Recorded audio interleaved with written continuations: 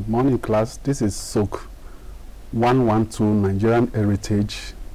This is a course that is meant for sociology students majorly. And the course is all about knowing about the Nigerian people, their heritage. Heritage,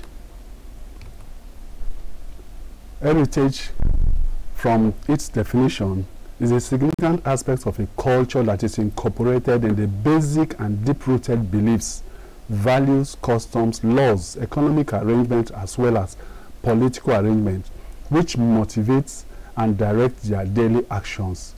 Heritage as a concept is linked to the social relationship of any given society.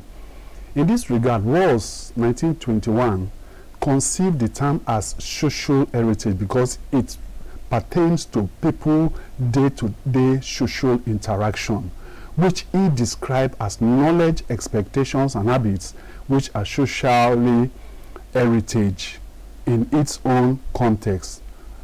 Therefore, it is not biological transmitted. That is, heritage is not biological makeup of human society. That it is the cultural makeup of the system that make up that society, is being handed down from generation to generation through social participation and education. The major characteristics and features of Nigerian heritage from our knowledge of pre-colonial Nigeria are as follows. 1. The aspect of common traditions of origin and migration among the different ethnic groups. Almost all the ethnic groups in Nigeria share some similarities in their myth of origin.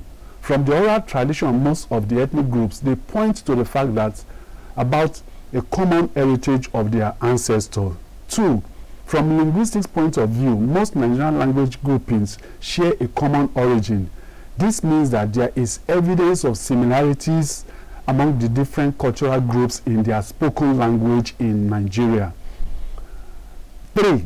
In many parts of Nigeria, the political structure is a reflection of monarchical form of administration of government. That is, most Nigerian societies or groups share centralized political authorities. And this cuts across different geographical areas, from the north, where you have the emirship, the west, where you have the obaship, the south, where you have the Amayanabo in Rivers, and also where you have the Olu of Ishekiri, even in the Ishekiri kingdom, and even in the east, where you have the Obi of Onitsha, among other groups. 4. Also, the different ethnic groups in Nigeria share a common religious orientation and faith.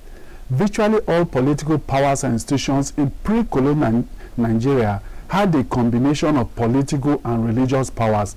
In this sense, it means that the political authorities are true representative of God, the supreme being. So whatever they say or do or pronounce, they believe that the people believe that they are the mouthpiece of the Creator. 5. The general belief about the existence of supernatural beings in form of ancestors, ancestresses is another major heritage of the Nigerian people. The widely held belief is that the ancestors and ancestresses are part of the worldview of the society, that is, the complex spiritual universe. In many Nigerian societies, ancestors are known and conceived as guardian spirits who guide and protect the community.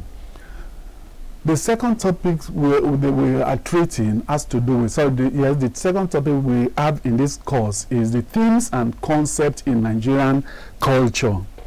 Nigerian cultural groups have different themes or concepts that are associated with them. First among them is symbols. Symbols in human society are made up of ideas that are expressed in symbolic forms. It could also be an experience and supernatural phenomena, such as a place of worship, animal, or even some supernatural objects like the Iroko tree among the Yorubas. Cultural values. Cultural values are ideas shared by people in a society about what is good or bad, wrong or right, desirable or undesirable. Values are generally abstract in nature, and they shape the ideas and goals of society. Cultural values are part and parcel of most Nigerian societies. Values are held in high esteem. For example, among the Jaws, truth is one of the major values that they hold in high esteem.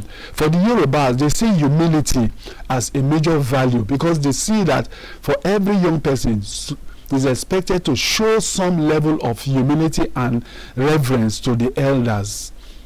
Norms. The third themes or concept we have in Nigerian society are norms. Norms are rules that guide how people should behave in a particular way or situation. In Nigerian society, norms are rules of conduct that guide how people should behave in a particular situation or given situation. Norms guides how people greet, how people respond to even the day-to-day activities. Mores, norms is usually divided into two sub-units. We have the mores, pronounced mores, or the folkways. Mores are norms people in a particular society consider vital, and they are embedded in what members of the society believe to be morally good or objective. Mores clearly specify what is right or wrong in a particular society or culture. A good example of mores has to do with manslaughter, incest, among others. So whenever any individual flout these mores, usually they have what stiff penalties associated with such mores in the society. Folkways. Folkways are norms that specify the way people are required to act in the society. It is concerned with the standards of behavior that are socially approved but not considered very significant. In Nigeria, folkways are conventions. That is, it has to do with the lifestyle of dressing, dietary habits, among others. Enculturation. Anthropologists use the term enculturation to describe or denote the processes of learning one's culture while growing up. It involves deliberate conditioning of the young ones in their environments. For example, when children are growing up, they teach them how to use toilet, that is toilet training. They should adapt to how toilets should be used, also table manners, as well as how people should adapt to the environment. A good example of enculturation among the Jaws has to do with how children are trained how to swim in the river. Socialization. This is defined as the process whereby an individual is internalized into the norms and values of the cultural group he or she belongs to. Good examples of socialization agents in the society, such as age group, in Nigerian culture, age group, the family, the kingship group, among others. Definition and forms of social practices in Nigeria. Social practices can be defined as the accepted ways of doing things, characteristics of a particular cultural group. This means that social practice is shared by members of a group or society. In the context of Nigerian society, social practice is the customary or accepted ways of doing certain things in the society as a result of person-to-person relationship. Social practices are the dynamics or operational aspects of a society's customs, and so the actions of group members will be meaningless without such social practices. Some notable social practices that are well known in Nigeria include: 1. Respect for elders. For example, among the Yorubas, the respect for elders is held in high esteem. In this respect, elders are known to have wisdom, and because of that, they are expected to be respected. The principle of age seniority is very, very significant in most Nigerian cultural groups. For example, even if somebody is a day older than you, you are expected to respect that person and show some level of honor and humility to that person. The tradition of respect for elders has to do with when the person is older than you, you are even expected to support the person in his day-to-day activities. Older people are expected to be assisted in carrying firewood, carrying water, or assisting them to do other chores within the household. The second is good conduct. In traditional Nigerian society, where anonymity, that is namelessness, is difficult, and morality tends to be upheld or held in high esteem, good conduct as a social practice is very, very paramount.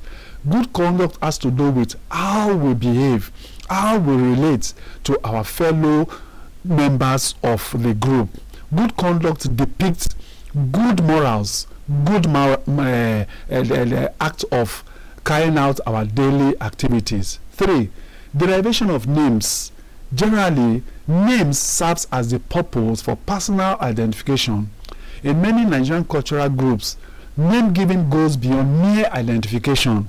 Names are given to name giving has to do with the circumstance of birth or how we revere the supernatural. That's why in Nigerian society, people bear names that has the preface of the supreme being. For instance, the Ijaws will call a child Tamara Priye, which means God's gift. That means that child comes from the Creator. The Yorubas will give names like Oluwatobi. It means that God is great. Another social practice common among Nigerian ethnic groups has to do with naming ceremony. At birth, a child is given a name, and naming ceremony varies from culture to culture. For example, among the Bibios of Akwa Ibom State and Yorubas of southwest Nigeria, naming a child comes immediately after birth, that is after 8 days of the birth of the child. Naming ceremony is one of the rites of passage that Nigerians perform, especially for little children. Now we come to the fourth topic, is the basic elements of Nigerian culture. In traditional Nigerian society, there are certain widely held elements of culture commonly identified among the people. These include the following. 1. Nigerians are very hospitable people. Among all the ethnic groups, visitors are warmly welcome at any time of the day. That is, in Nigeria, you don't need to give a formal letter of writing a formal letter or even telling somebody in advance that you want to visit the person. Visitors are welcome at any time. A visitor does not need an appointment to visit a relative. This attitude, although have changed in Nigeria in recent time, people need to make a phone call and tell relatives or parents or children that they are coming to visit them in the urban areas. In traditional Nigerian society, hospitality is our watchword. Second, Nigerians have respect for their fellow group members, especially the elderly. As earlier expressed in this lecture, Nigerians are noted for the custom of showing respect to the elders. One particular ethnic group that is good in this aspect has to do with the Yorubas. A typical Yoruba young man, when he wants to even greet his elder, is expected to prostrate, while the young girl is expected to genuflect to greet the elder. Even when you are giving something to an elder, you are supposed to show respect by giving the elder the item by kneeling down or even showing some form of obeisance. 3. Nigerians are very spiritual in their day-to-day interaction with people. The spirituality of an average Nigerian can be seen in their greetings, because we call upon the name of God. We even wish people, God will bless you. It is God that will take care of your situation. Even in our economic activities, we are very spiritual.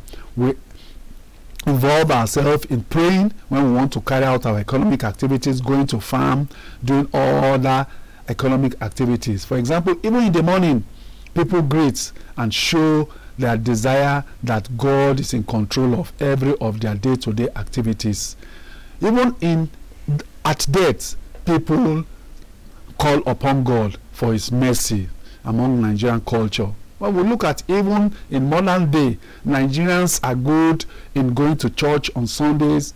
One sociology textbook rightly pointed out that Nigerians have the highest attendance in church, Sunday Sunday church activities. More than 80% of Nigerians attend churches every Sunday. Not to talk of the Muslims who find themselves going to mosque to pray. So Nigerians are very, very spiritual in every of their day-to-day activities. 4, Nigerians love to celebrate every achievement, success in life. That is why one Nollywood actor, Sam Loco, said that Nigerians, especially the Yorubas, love to celebrate. And every Yoruba want to celebrate. Even with the birth of a child, they celebrate. When a child grows a teeth, they celebrate. When somebody graduates from even learning a trade, they celebrate. Celebration is part and parcel of many Nigerian lifestyle. Nigerians are very colorful and radiant in every aspect of their social endeavors. Nigerians, whenever they are engaging in one form of activities, especially during weddings, during child naming ceremony, you see them come out in their different colorful attires. They dress to match. Some of them you see them in white attire. Some of them you see them in colorful rainbow attires or even red.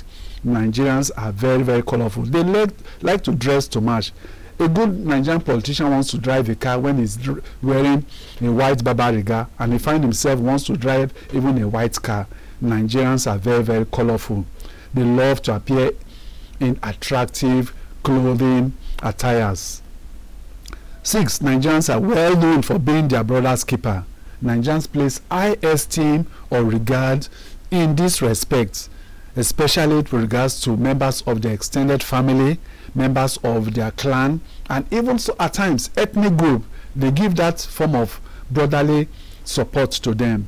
That is why in today's urban area you see people coming to look for job, not knowing anybody, but once they just come across somebody from their clan or ethnic group, even states, they interact with them and they give all the necessary brotherly care and support to them.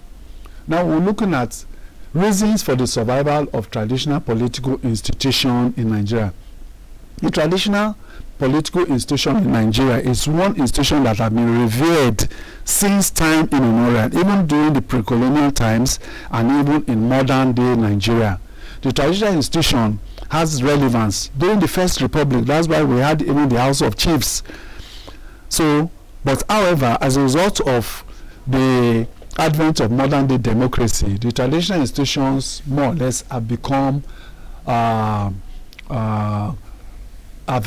been rendered to the back seats. However, there are certain things that Nigerians still do to show that the traditional institution is still very, very relevant and important to the day-to-day activities of Nigerians. A number of reasons have been identified as responsible for the relevance and continued survival of the traditional political institution in Nigeria. Firstly, is the love that people have for their traditional home. In spite of the neglect or underdevelopment of most rural areas, people are still attracted to visit or sojourn in their hometown, that is their ancestral home. They cherish it, especially during the festival season. You see Muslims traveling to their ancestral home to celebrate Salah and other festivals. The Christians too, during Easter season and Christmas season, especially for the Igbos, during December, you see them driving with their families, going to the village to go and identify with their kinsmen. So the love for the home. And when such people visit the home, the first thing some of them will have well-to-do the Nigerians do is that they visit the traditional rulers. Some of them buy gifts for them, buy shinap drinks among others for them. Some of them even buy clothes for them. Some rich ones even buy cars for them as a gift and seek their blessing in times of such visitation. Second, the political history of Nigeria has equally influenced the survival of political institutions in Nigeria. At independence, Nigeria adopted the parliamentary system of government, which created a House of Chiefs in the region at that time. So as a result of that, the House of Chiefs still played the role of preserving the traditional institution. 3, it has also been acknowledged that from religious beliefs or point of view, many Nigerians or ordinary Nigerians that even till today still seek the blessing of traditional authorities in their day-to-day activities. For many of them, they see the traditional authority as representative of God. So such traditional rulers are often asked and sought for some form of blessings when people are building houses, when people are doing housewarming ceremonies, among others. In recent years also, the resurgence of certain policies of modern governments in Nigeria, such as the federal character, the quota system, has also brought to the fore the relevance of traditional institutions. In such instances, when people seek for employment as a result of federal character or even admission into unity schools, among others, they are expected to go to their ancestral homes or clan to get a letter of identification from the traditional rulers to show that they are true citizens or sons and daughters of such communities or clans. The fifth has to do with the lack of social welfare scheme in the cities or urban areas. In this regard, the scenario is that the conditions some Nigerians face whenever they retire from the public service, they are forced to move back to their ancestral home or villages. In such instances, they are expected to seek the support and approval of traditional institutions to provide them with landed property so that they'll be able to build their houses. In such situations, some Nigerians still rely on traditional institutions. Now we'll talk about the concept and functions of market in traditional Nigerian society. The market, as we all know, is an economic system, and it is indispensable to many Nigerians. The definition of market in this course is looked from the point of view of the layman, that connotes a particular place or building where people engage in buying and selling, or it could also indicate the extension of goods and services that involve some form of transactions. Markets in traditional societies are usually done carried out every 4 days, or in some societies every 5 days. So the market has been with us since time immemorial. It's not a colonial invention. Then we'll look at the function of market in traditional Nigerian society. One, it is a means for people to earn their livelihood. People go to the farm, they cultivate their crops, they carry out economic activities, they harvest their crops. And after harvesting the crops, they also come back to sell their goods in the market. So the market serves as an outlet by which people engage in productive venture. Even in traditional societies, some people primarily carry out economic activity through the sales of goods such as food crops, vegetables, and even textile materials. Second, the market offers opportunity for people because of geographical constraints or division of labor and occupational specialization that could not produce some goods and services. So for some people, they are middlemen. So the work they do or the economic activities they engage in has to do with buying and selling. So it allows them to be middlemen selling goods and services and not necessarily cultivating crops in the farmland. Third, the traditional market provides opportunity for casual as well as actual prospective suitors or lovers to interact and establish one form of relationship or the other. In this situation, young people meet in the market to discuss and interact so as to establish some form of social and even love relationship. Fourth, the market provides handful opportunity for members of a community or village to rest from the rigors of their daily work. Usually, in traditional Nigerian society, market days are usually known as rest days. People rest on market days to relax, to do other craft activities within their homestead. The fifth point has to do with market serves as a refined force for neighborly communication to even settle conflict or disputes. Usually, people within the community use the day to settle market disputes that may arise as a result of conflict between family members or even neighbors. So the market days are usually days where elders meet to settle disputes. That's why at times when disputes are settled, they go to the market square to settle dispute. Market is also another avenue where people learn new languages. Some people who are from other language groupings, when they interact with other people from other language group, they learn new languages, and as a result of that, it helps them to expand their linguistic varieties. That's why somebody who is speaking Tiv and find himself in Wukari market, definitely the person is going to learn the Jukun language. So market enable people to interact and learn new languages so as to expand their horizon in languages. Now we'll talk about some Nigerian indigenous technological systems. Nigerians from time immemorial, from pre-colonial time, have their own indigenous technology, and this technology have been handed down from generation to generation. The technological development of the Nigerian society dates back to pre-colonial period, when even or much later during the Stone Age, the different cultural groups possessed its own unique technological traditions, which are the core of their material culture. These are reflected in the following points. 1. Nigerians are endowed with glasswork. The history of glasswork in Nigeria dates back to the first millennium, because the people of Igbo-Ukwu in the southeast in present-day Anambra State are notable for glasswork. Also, the people of Ile-Ife in Osun State, as well as those in the Sapele area, they are also noted for glasswork in ancient times. Glass can be dug from the ground, and the particles are processed to make it glass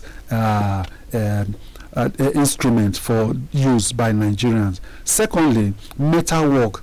Metalwork has been well known among many Nigerian groups. Notable among them, we have the Nok culture, we have also the Beni bronze work, we also have metalwork among the Ife group, among others. So metalwork involves iron smelting. This is one of the indigenous technologies created by Nigerian people in prehistoric times. It dates back to 12th century AD. Metalwork comes from what? They are dug from the ground, black sand. So it usually involves processing by fireworks, by using the furnace and other materials to process it. So iron smelting is a notable technological tradition in many traditional Nigerian society. Third, soap making. Soap making is another major indigenous industry or tradition technology known to many Nigerian culture, especially the Yorubas. Yorubas are known for making black soap, and the black soap, usually called Oshedudu, is processed from palm fruits and other natural materials. We also have the distill industry. The production of local gin among many Nigerian communities has been documented by historians and anthropologists, especially in the Niger Delta region. Distill technology, that is, the local gin, is processed from raffia palm and also palm tree. In many rainforests and also the Niger Delta areas, the distill technology is a notable tradition that has been done. It is well known. It is called Kai Kai, Ogogoro, Sapele water among the people of the Niger Delta. Fifthly, Nigerians have been blessed with medical technology. From time immemorial, in early times, our forefathers or forebearers have used plants and other medicinal materials as curatives and palliatives for various ailments. From the pre-colonial times, the different cultural groups have used different plants, roots, bark of trees, leaves, even plumes of birds as materials for medicinal purpose. According to ANDA 1992, Nigerians are well noted for such medicinal technology. So the Nigerians have been using medicinal plants in curative purposes. They've been using it for curing illnesses like malaria, typhoid, even dysentery, among others. Thank you for this lecture, and I hope you have enjoyed the lecture, and I encourage you students to read so that you'll be able to make something out of this lecture. Thank you, and God bless.